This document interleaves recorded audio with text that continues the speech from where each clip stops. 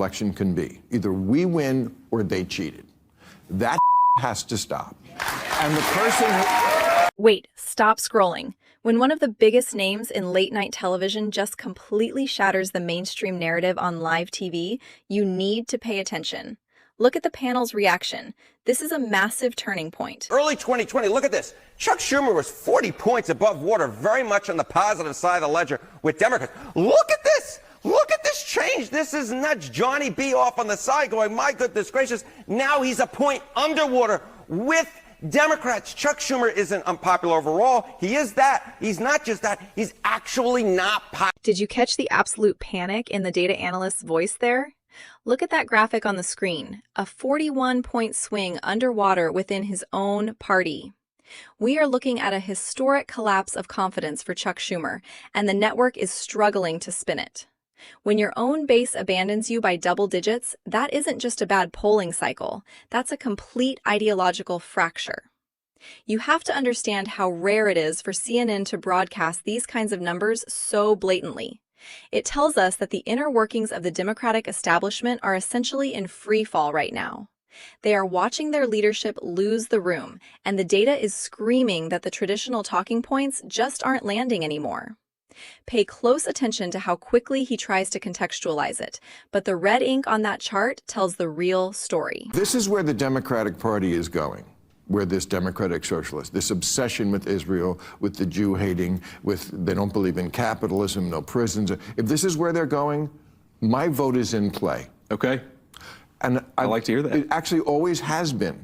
Every year, I don't make my decision by who was an R or a D. I actually always came to the conclusion that the Democrat was probably better. Sure. And voted for them. Okay. Okay, look closely at his body language here.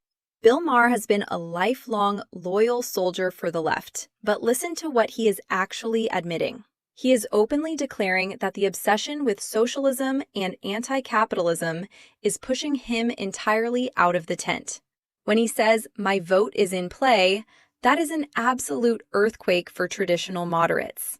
This isn't just some fringe commentator. This is the bellwether for the Hollywood and media elite.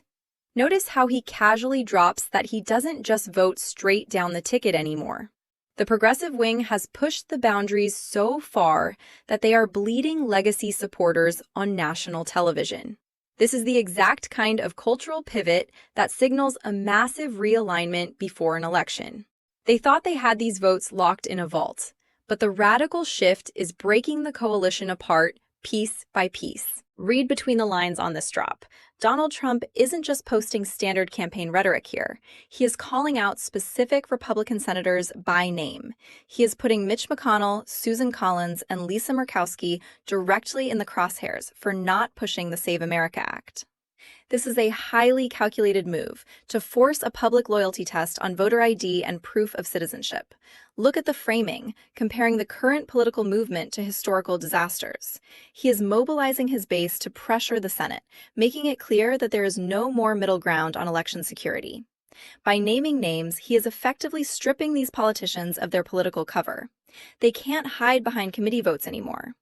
He is weaponizing his platform to draw a hard line in the sand, and it's a brilliant, aggressive tactic to consolidate power right before the legislative session heats up. Not a win for Republicans who were challenging this. Mississippi has a state law which allows ballots to be counted, mail-in ballots after Election Day if they come in, they're postmarked, and meet the state requirements, but it is a 5-4 loss for Republicans. And an interesting cobbling together of who wrote on this. Justice Barrett wrote the opinion.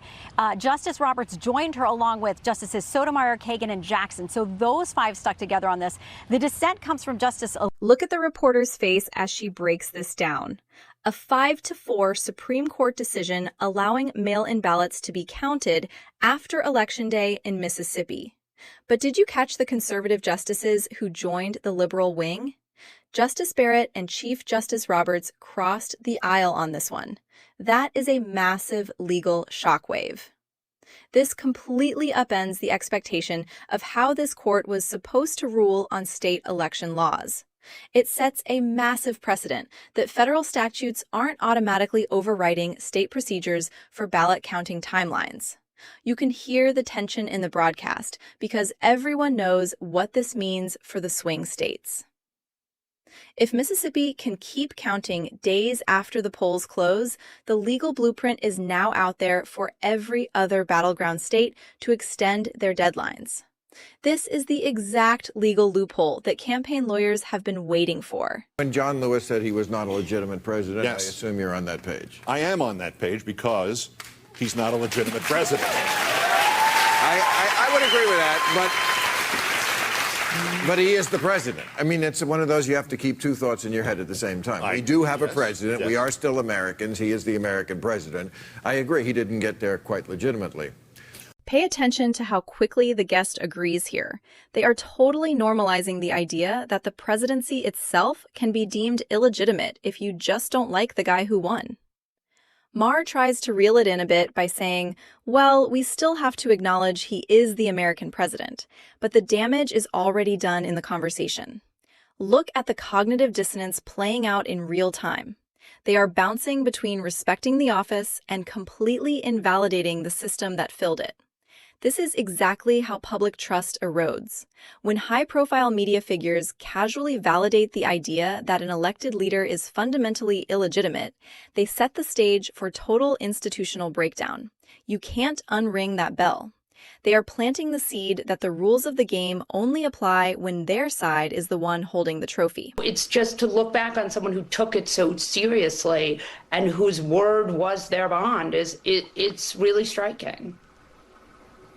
Who had no scandals, who did not breed algae in any of our monuments, who did not attack our allies, who did not start wars that he promised. I mean, the comparisons go on, and I'm sure that's what... Seriously, listen to the sheer historical amnesia happening on this panel right now.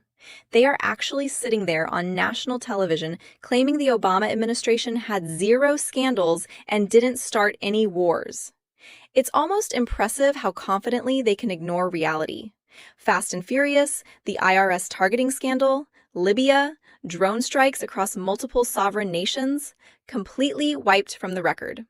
Look at the nodding heads. It's an absolute echo chamber. They are frantically trying to construct this mythologized, spotless past to contrast with Trump, but they have to actively erase a decade of geopolitical history to do it. This isn't just bias. This is a deliberate rewriting of the historical record for modern political convenience. When the media stops reporting facts and starts writing fan fiction, you know the panic has truly set in. Law. And the other thing is the mandatory voter ID when you show up to actually vote, and then also to proof of citizenship, both of which I think have a good chance of actually being attached. And so that's where we stand. Did you catch the procedural trick they are trying to pull off here? They are taking mandatory voter ID and proof of citizenship and attaching it directly to the National Defense Authorization Act. That is surgical legislative warfare. The NDAA is a must-pass military funding bill. By attaching election security to it, they are daring the opposition to defund the military just to block voter ID laws. It is a brilliant, high-stakes game of chicken. Look at how the panel discusses it. They know this is a trap for the Democrats. If you vote against it, you are voting against the troops. If you vote for it, you are conceding on federal election integrity laws. This is how the real power moves are made in Washington.